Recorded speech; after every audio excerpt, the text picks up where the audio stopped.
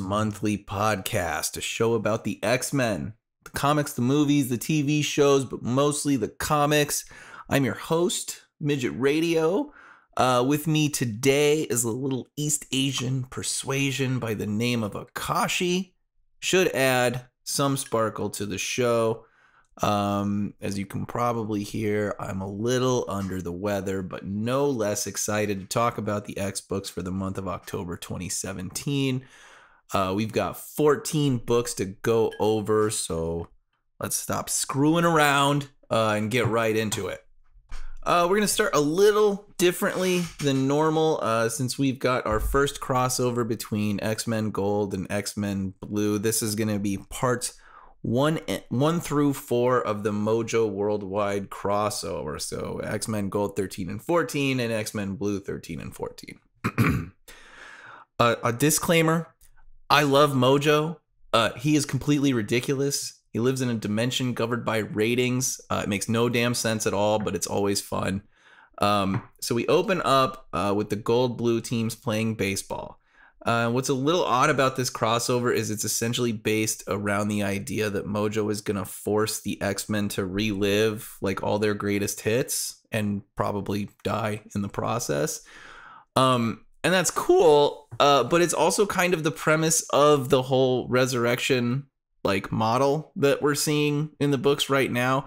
So, I mean, I don't know if this is almost duplicative or, you know, intentionally self-referential. I mean, it is a Mojo story, so I'd kind of guess the latter. But anyway, so starting with part 1, I dig the interaction with Logan and Jimmy Hudson. Acknowledging their interdimensional father-son relationship with little more than a Wolverine style. The plot kicks off with a bunch of pillars descending from the sky surrounding the X-Men and I assume different points around Manhattan. The mutants are trapped inside these pillars and they're split into groups that are thrust into their own like televised miniverse. And it's a little hard to keep track of, but so Rachel, Kitty, Bloodstorm, and Teen Cyclops are transported to a kind of Days of Future Past style New York, complete with ruined buildings and angry sentinels, while Angel, Logan, regular 616 Storm, and Iceman are on Ice Planet Hoth, I guess, or what is apparently some Asgardian equivalent, I guess, Frost Giant world. I don't freaking know. And then Teen Jean is transformed into like a Madeline Pryor lookalike, which is not, you know, not a major feat to accomplish. And Beast, Colossus, and Nightcrawler, they're all together and stuck in Inferno. It's kind of hard to like keep all of this straight, and it reminds me of the last Secret Wars event. But there's at least like in this issue of Gold anyway, part 1, there's some decent tension between Teen, Jean, and Kitty when the pillars first fall. With Kitty kind of unilaterally takes command over the entire group of X-Men, giving them orders to kind of split up and leaving Teen Jean kind of miffed in the process, which is cool. I kind of like that tension, and I hope we see a little bit more of that. The young Jean Grey kind of struggling with her role as a leader of the blue team. In the face of, you know, Kitty Pryde, who's had just, you know, tons of experience as an X-Man, newly minted leader of the Gold Crew herself, and arguably the leader of the flagship team of X-Men, kind of taken over. I like that. I do kind of hope we get a little bit of a rivalry there. But anyway, that's kind of quickly shoved aside. We move into part 2 of this X-Men Blue number 13, where we have lots of fighting. While spectators eat popcorn and watch the X-Men basically just refight their greatest battles. I kind of love the dig here at X-Men fandom. Quote, The X-Men, loved by a self-proclaimed marginalized fan base, hated and feared by everyone else. Whatever, Cullen Bunn. We only have 14 X-Men books in the month of October, even though Marvel keeps trying to cancel the whole franchise. We are a beleaguered fan base. So Bloodstorm gets tagged in the chest with a spear. Because I guess the Days of Future Past Sentinels fire spears. I don't know, harpoons. It's a weird choice, but it's clearly effective. Though it didn't look like wood, I guess maybe it was silver, but I mean, Bloodstorm gets nailed in the chest, brief dying speech, and then turns to ash immediately thereafter. And I have to admit, I was a little happy to see this happen because, like, we have plenty of alt universe, alt timeline characters running around. Not much else is going on here aside from the Avengers. We cut to scenes of the Avengers trying to break into these little like pocket domes or whatever that Mojo has constructed via his space pillars around the city, and making no progress in so doing. Longshot shows up with remote cameras in tow, apparently broadcasting a pirate signal to compete with Mojo's own broadcast. I don't know how that works. And I can't say that I entirely care either. I dig it just the same. And then suddenly the team is on Asteroid M and Magneto shows up because why not?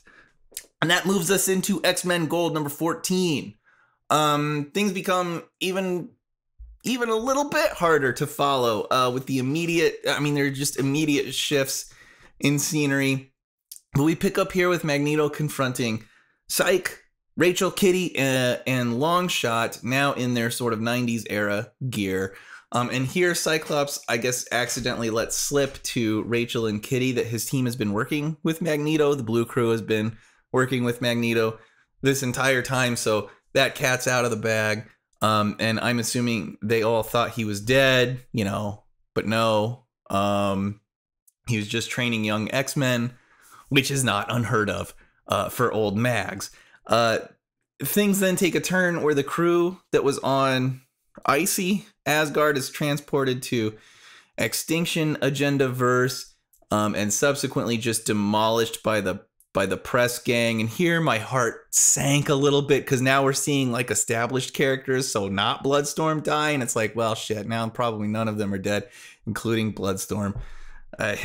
Whatever. But so it's looking bad for the X-Men. People are dying. There's a shift from Magneto, with Kitty being maybe a little unreasonably judgmental, I think, of the Blue Team's decision to work with him. I mean, I can't say I understand that choice either. I mean, even in the issue where they kind of explain it a little bit, where we see a little bit of the interaction between TNG and Magneto, I still don't completely understand like what was behind their decision to work with him. But it's not like it's unheard of. I mean, it's Magneto. Kitty knows, she's been around long enough to like know that he's not like this one-dimensional evil bad guy. And yes, if the counter argument is things usually end up bad when the X-Men work with Magneto, that's fair. That's a fair point. But I mean, come on, Pride. If that's the argument she's gonna make, then make that argument. Don't just make it out like he's just some blanket evil mustache twirling terrorist. Come on. It's Magneto. She's better than that. And then at the end of this issue, Phoenix Sentinel shows up in the Savage Land with like Strife and the Brood and Teen Jean and her crew because Mojo. Part 4, X-Men Blue, number 14. So I guess phase 2 of Mojo's plan here is, assuming that phase 1 is to get everyone on Earth watching X-Men TV, which, I'd fall to pretty damn immediately because the Gifted is pretty damn good, right? And Legion, holy shit. But so if that's phase 1 of Mojo's plan, then phase 2, I guess, is neural remapping, and then I guess planetary terraforming. It's kind of like Batman Forever, right? Like Jim Carrey's plan to brainwash people via television and like magic green floaty signal. I mean, because I remember how awesome that was. Because this is even more awesomer. Magneto, Polaris, and Danger show up in Manhattan outside the little bubble dimensions created by the Spires. Longshot manages to actually get the X-Men, all of the X-Men, I'm pretty sure at least, all the X-Men back together via some unknown ability to like transport between these little bubble dimensions that Mojo has created, and discovers that, to my mild disappointment, those members previously thought killed in earlier issues of this crossover are in some kind of stasis chamber. So they all get rescued, including Bloodstorm, and discover Longshot has actually gotten them transported onto Mojo World. And of course, when Mojo discovers that his stars have disappeared, he loses his shit and almost immediately finds them on his planet. And this is kind of fun. I'm hoping after 4 issues of X-Men Greatest Hits here, we get to spend some time on Mojo World just to see how like Guggenheim and Bunn try to make any sense out of it. But overall, it's a fun crossover. I have to admit, the retreads of Days of Future Past, Inferno, Extinction, AVX, all of that, they feel less like kind of, meta smirks at the audience and more like just retreads, like in the same way that like Bunn's dig at X-Men fans was kind of like a meta joke. And a good and effective one. These retreads through like Days of Future Past and all that do just kind of feel like retreads. There's nothing really particularly clever about any of it, which is kind of disappointing. Because they don't really spend enough time in any of those worlds to like do anything interesting other than just fight. So I mean, it's enjoyable for what it is, but I'm hoping we get now to spend some time in Mojo World, and maybe see something that's a little bit more fun than just reruns. Moving along with Astonishing X-Men number 4, we pick up with a Farouk-possessed Logan going apeshit and kicking Bishop right off the top of the building that they're all still in. The issue starts with Xavier narrating a piece about like who can stop Logan, and finally settles on Betsy. There are 2 pretty nice scenes in this issue with Phantom X and Mystique in one part of the astral plane and Rogue and Gambit in another. All fully aware of the fact that they're on Shadow King territory, but rather than like immediately try to escape, they decide to steal the moment, as Gambit puts it, to just kind of indulge in the scenes that they find themselves in. And it's actually like kind of a nice moment for each of these pairs before Astral Plane Xavier summons them all to his presence, all save Gambit, explaining that I guess he just couldn't save him. I'm still like really digging this run so far. And I think overall it's the intrigue that's keeping me hooked. I really can't tell what's going on with Xavier, but he seems like kind of a bad guy in all 4 issues of this so far. He's drawn a bit like a horror show when he's psychically projecting himself into the minds of other, which is not without precedent. That's actually like, that's been pretty common, and even in like early issues, for some reason, it stood out the most to me in early issues of New Mutants. But he always looked like a psychotic ghost every time he was projecting himself into the minds of the New Mutants, trying to communicate with them. So I'm reminded of that a lot in this run, so there's that aspect of that, but also that he like, he in the last issue he protected, right? He quote protected Logan by like getting the Shadow King to think that he was involved in a fight with Mr. Sinister, while the 2 actually conversed. And then that last issue ends with the Farouk possessed Logan going crazy. So now it almost seems like at the end of this issue, you're kind of left with the feeling that he kind of maybe intentionally got Gambit possessed, as he's waking up with the black Shadow King eyeballs. So I don't know, like, is Xavier really Shadow King, or like maybe some kind of Farouk Xavier hybrid, like Onslaught style, like Magneto Xavier hybrid? I don't know, but it's great. I really enjoy it. This is still such a solid run. 4 issues in from Charles Soule, the former bane of X fans everywhere, I think, during the Inhumans and X-Men event. But now just kicking ass on Astonishing. All right, so now into Weapon X 9 and 10. So Laura showed up in the last issue to find Weapon H and starts this issue continuing to beat on Sabretooth. Not a bad start. We spend most of this issue with Dr. Alba and get filled in on Clay, or Hulkverine's backstory. It's not bad. It's not great. He was part of the Eagle Star outfit, which is apparently like a private military outfit, I guess like Blackwater style, but like way smaller, it kind of seems. So they were hired by Roxxon, big bad oil company, to clear out villagers in some third world backwater because they were sabotaging the oil pipeline. And like, I mean, how else do you go about clearing out villagers but with flamethrowers? I think that's what they were invented for. And so Clay is like, hey man, that's weak. So, no doubt against the manufacturer's recommendation, he turns the flamethrower on his own guys and burns them up, at which point they decide to then hand his ass over to the rebooted Stryker run Weapon X program and gets Hulkverized. So as Clay finds this out from Alba, he gets understandably pissed, hulks out and beats the holy hell out of all of the Terminator 2 looking claw-handed robots that we've been seeing throughout this entire run. And of course, Stryker himself. Our Weapon X team shows up just in time to find Stryker, who is revealed at this point is also like a Terminator 2 style robot, but I guess with like more brains. And at this point, way fewer appendages by the end of this issue, which moves us into Weapon X number 10. And Stryker wants to now help our heroes find and put a stop to Weapon H since he is totally out of control. What a shocking turn of events.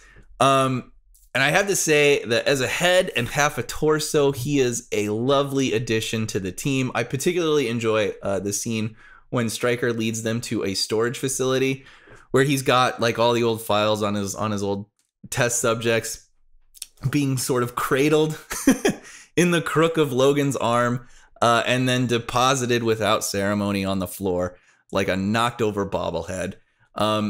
Meanwhile, Dr. Alba, like all great parents, is trying to get her boy, Weapon H, to kill on command. It doesn't go real well for her, and despite his refusal to kill innocent people, she seems to have some sort of like hypnotic mind control or something over him. The crew catch up to him, and now it's Laura's turn to play the diplomat, as Logan tried to do a few issues ago, trying to convince, Weapon H, whatever, he's not a monster and he's not like the thing they designed him to be and blah, blah, blah. And that all goes about as well for her as it did for Logan a few issues ago. Still just a great run. Weapon H is such a stupid idea, but Pack is really making it work. Clay's backstory is a little generic, I'd say. I mean, not really interesting in itself, as we seem to have just basically another good guy in a bad situation. But it's not bad. What keeps selling this book, though, for me is Pack's command of the team and the voices of these characters. They're a pleasure to read. Honestly, this might almost be sacrilege, but I am almost having as much fun with this run as I did with the Kyle Yost X-Force series, which was another book with a lot of just fantastic team chemistry, humor, and really solid plotting. And actually, in fact, the way the team treated Vanisher as their bitch teleporter is not that different from how this team, Weapon X team, is treating Stryker at this time. And I love it. I love it. It's awesome. Marching into Generation X number 7. This is a pretty fun little heist issue. So the Fenris twins, Andreas and Andrea Strucker, won the vial of nano sentinels in the auction, and Quire, Benji, and Nathaniel plot on how to lift it from them. A plot that mostly involves Benji shapeshifting into Andrea to meet Andreas in the men's room, which leads to an immediately alarming, though thankfully brief, conversation cut short by Nathaniel via oddly large and ornate stun gun. So now Benji impersonates a freshly unconscious Andreas to meet up with Andrea and take the vial from her. And that subterfuge lasts maybe 2 seconds before he's discovered as a bullshit counterfeit by Andrea, who knows her brother better than anybody, I guess. And so he does what all great heroes do when caught by a lady, takes what he wants and bounces. All hell breaks loose at the auction. Villains fighting villains and the crew escape. There's another scene here with Jubes, Jono, and Shogo just like hanging out. And it's really like, it's not really much more than just a little moment for these two, in which Jubilee struggles with biting her tongue due to vamp teeth, which, as far as I know, is a hitherto unexplored subject and well worth a mention. The issue then ends with kind of a sad little moment between Benji and Nathaniel, where Benji makes a pretty poor attempt to ask out Nathaniel. I guess can't quite get those words out of his mouth, and receives about and after failing, receives about as much comfort from Choir as you'd expect. But all in all, a great issue. Still one of the best books of this launch, and it's all Strain, it's all Christina Strain, all character, and just super fun. She's really doing a great job giving each member of this team, if you can even really call them a team, I guess, enough time and like breathing room to sort of grow and develop as characters. And it's just an absolute pleasure to read. I really love this book. And yeah, just keep doing what you're doing. Iceman number 7. So Iceman reunites with the champions to mourn the loss of Black Widow, who I guess died in the Secret Empire event. I honestly don't know. I didn't read any of Iceman and Angel when they were hanging out with the champions, like way back in the day. And I didn't read any of Secret Empire, so a good chunk of this issue is probably lost on me. There's a nice scene here between Bobby and Angel sitting on the Hollywood sign, where Angel's worried that he's becoming numb to feelings, I guess, because Natasha's death like barely registers. And I can't say I blame him. I mean, Hulk died and he's already coming back. Jean's coming back. Wolverine is coming back. I mean, if you're a superhero, it's a pretty good time to be dead because it's not going to last long. So we move from there to a kind of bizarre scene where some rando is building a sentinel in her backyard. I don't know. She just has like a big sentinel head just in her backyard. Somehow she got a hold of this giant sentinel head. And I guess like her Los Angeles area HOA is pretty goddamn lenient about busted up killer robot technology in the yard. And so Bobby and Warren see this and get all bent out of shape, and Bobby pretty much totally overreacts, I think anyway, and destroys it.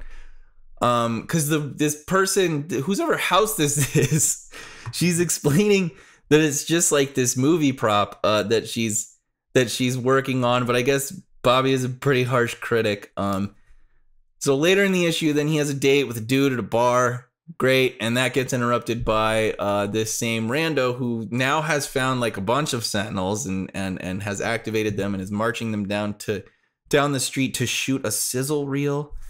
Dude, what the hell? I don't know. It's Hollywood, I guess. But her plan apparently was to provoke Iceman into like a big sentinel fight so that she could shoot it with her fucking cell phone.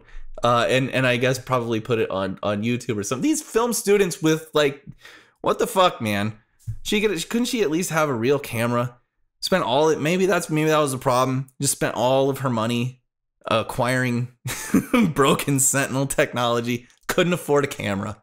Just used the one on her phone. Fine. So I guess she's like an aspiring Mojo. And who doesn't look up to that guy? But all in all, an okay issue. The Champions reunion, I mean, it just doesn't do much for me, since I never really read much of that stuff, and I don't care about like Hercules and Ghost Rider and whatever the other ones are. But I mean, one of the things that I love about Bobby is that he reacts to most things, like even the most emotionally heavy things, with some humor. So the knee jerk, I'm just gonna trash this Sentinel head that's in some girl's backyard because Sentinels are bad. It seems a little out of character to me, but I mean, with Natasha just dying, I guess, and that he had just come out to his parents as well, clearly there's a lot of baggage there. So I guess he's earned some latitude. But all in all, I mean, it's still an entertaining issue, and I gotta say, I mean, I can't say enough good things about this run overall. All 7 issues as a whole, I think have done so much to flesh out Iceman, a character that we've had since the freaking 60s. And I think Grace is just continuing to add dimension to him, and doing an overall fantastic job of it. On with Jean Grey number 8. This is pretty fun. And this, if you've been paying any attention to anything that I've had to say this entire series, I would say has been pretty lackluster for the most part. This issue is pretty fun. So Teen Jean and adult Ghost Jean are trapped in the mind of the White Queen. I don't know if that's enough of an explanation. The scene that we get is kind of a Morrison era X-Men. An adult Jean is explaining that, like, all the X-Men and students on the campus, on the psychic projection of the campus, will notice her, like, if she doesn't fit in, if she doesn't like fit in with Emma's memory, I guess, of this time, kind of like antibodies kicking anything out that doesn't belong. We've got OG Riot Quentin actually yelling riot while trashing the mansion with a baseball bat and attacking Jean in the process. It's a pretty bizarre issue, mostly featuring Jean running away from X-Men and receiving some assistance from the psychic representations of Beak and Angel from the Morrison era, 2 characters I cannot say that I miss at all. And eventually coming on a scene with Psyche and Emma in bed, sitting up and talking. Just a teensy bit awkward. And Scott freaks out and blasts Jean, saying, like, you don't belong. And at this point, Jean discovers that she sees, like, a phoenix bird in Psyche's chest, almost like a freaking tattoo.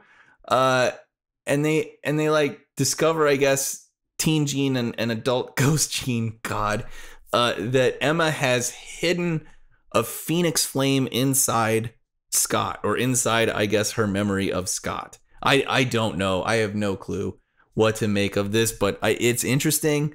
I'm guessing, I don't know. I'm guessing this is from, like, when the Phoenix possessed her in Avengers versus X-Men. And if that's so, then does that mean that, like, the rest of the Phoenix 5 have, like, a Phoenix flame in them still? Or is this unique to Emma? I don't know. No clue. But I dig it. I do actually dig it. And I'm looking forward to seeing how this leads into the big resurrection of Jean Grey. Moving into all new Wolverine 25 and 26, brand new arc, Orphans of X, part 1 and 2. This is a pretty fun arc so far. Definitely better than the last one. And I can't believe it's because of Daken. I don't like Daken. I don't give a shit about him or any of his goddamn problems, but this first issue, is pretty much just setup. So we've got Daken in a bar, in just a random bar, and getting into it with some of the local talent, which is always what happens in bars in X-Men comics. I guess it's what always happens in bars just in general. I don't go to bars anymore. But my understanding, based on 99% of all of the media in existence, is that fights always break out in bars. So he's captured by this mysterious group who wear masks over their faces with the X-Men symbol on them, the circle and the X, right on their faces. And they are clearly unfriendly. So much so that they cut off Daken's left arm and leave it hanging under a bridge, where Laura is alerted to it by, I guess, the local police. So she decides to go back to the Weapon X facility where she was created, as I think she thinks maybe they've gone after Daken. And so right there, she finds her mom, Sarah Kinney, Dr. Sarah Kinney, who we all thought died a long time ago during Laura's escape from the program, like way back, like her first limited series, I want to say. But she's there in a glass tube full of green goop. I am not a big fan of this. Not, but that aside, so that's where it ends. Let's moving into issue 26. We've got Doc, and he's on a table minus the left arm and has to listen to some idiot with a sickle threaten to dissect him and torture him for the rest of his life. So that guy gets a claw in his face for his trouble. And meanwhile, Laura, Gabby, they're at her aunt's house with her cousin, and Beast is there, and her freshly revived mom, Dr. Sarah Kinney. So Beast verifies that it's really her, it's really Sarah, and she was put in some kind of stasis, I guess. I mean, I don't like this. It's little more than a dumb comic book twist at this point. But so she has imparted information, I guess. I guess it's to the orphans of that. I think, I'm not sure actually. But she has imparted information about how to kill Laura with the Muramasa blade.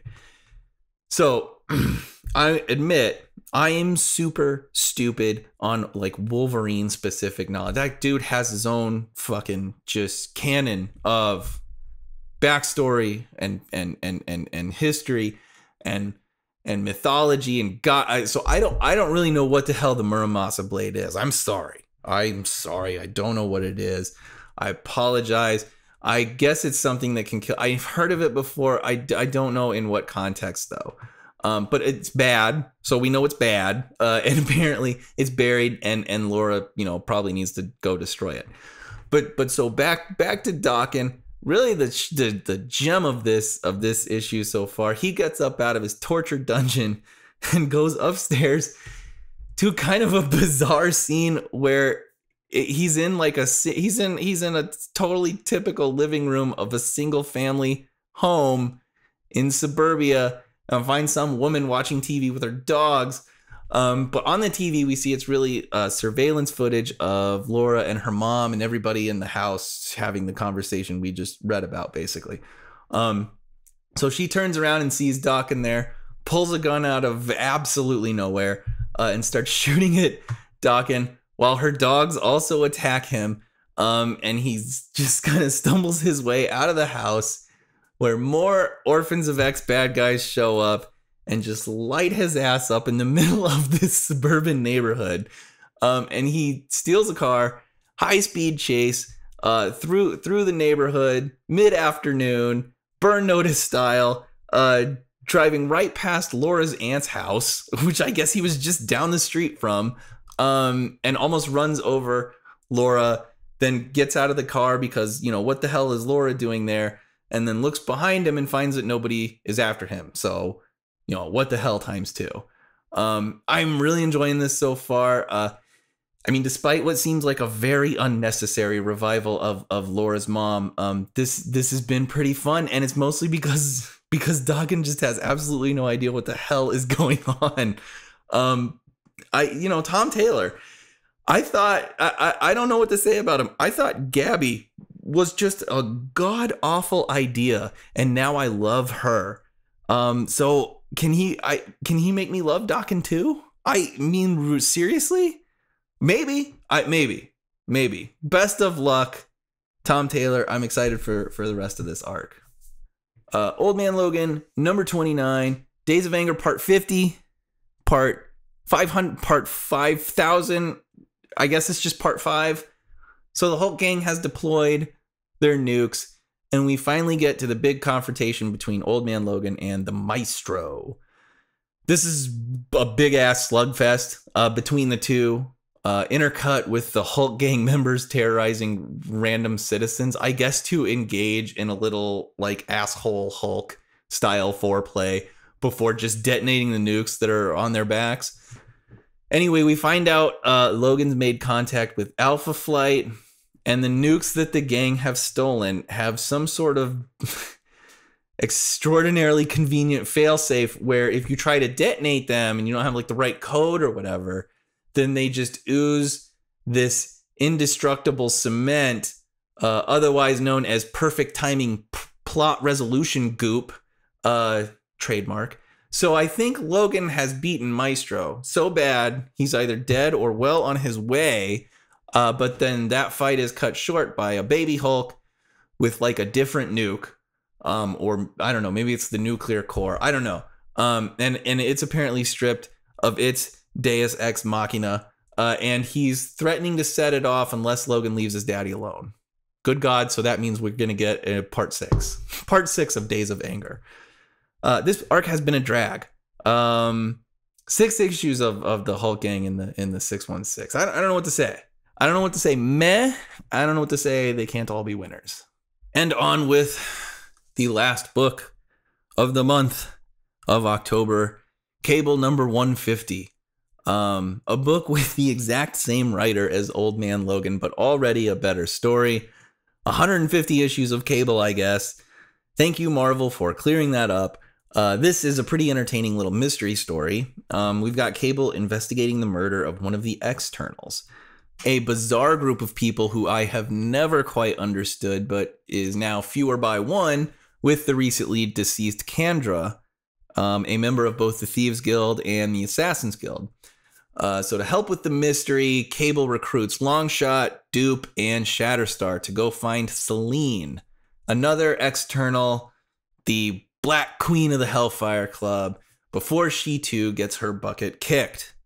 I think that's the saying. If Selene is murdered, then someone kicked her bucket. Yes. I'm sure that's right.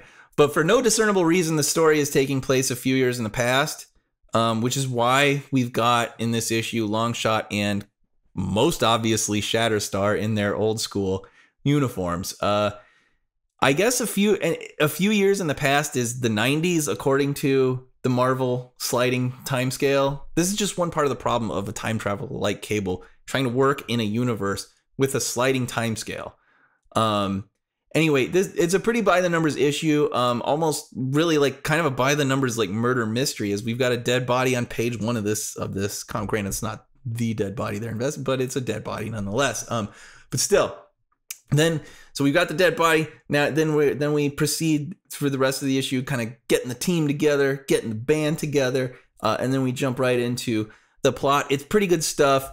It's a formula for a reason. It works, and it's definitely a big step up from the first arc of this book. And I personally think Cable always does better in a team environment.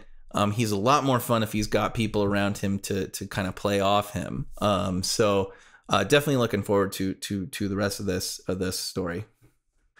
So that's it for the X books in the month of October. Big news coming out recently regarding the return of Jean Grey. She is going to be headlining her own team book, X-Men Red, written by all new Wolverine scribe Tom Taylor. I think that's going to be out in like February or so. Definitely looking forward to that. Interesting roster on that team. Namor, Nightcrawler, Gabby and Laura, Gentle, who is a Wakandan mutant who I don't remember at all, and a new character called Trinary. I think it's Trinary. This lineup is more of a head scratcher, I'd say, than anything else. I don't know really what to make of it. But I'm definitely looking forward to see what Tom Taylor does with it. Also, very recently, a Bob Ross inspired Deadpool 2 teaser just came out. Holy shit, I want to see this movie. We've got the upcoming Gambit and Rogue limited series, the Legion limited series, and then, of course, the Resurrection of Jean Grey event. I don't know. Does Marvel think that it can drown me with too many X books to read in a single month? Because you bring it on, you Mickey Mouse bitches. Goofy has got nothing on me. See you all next month.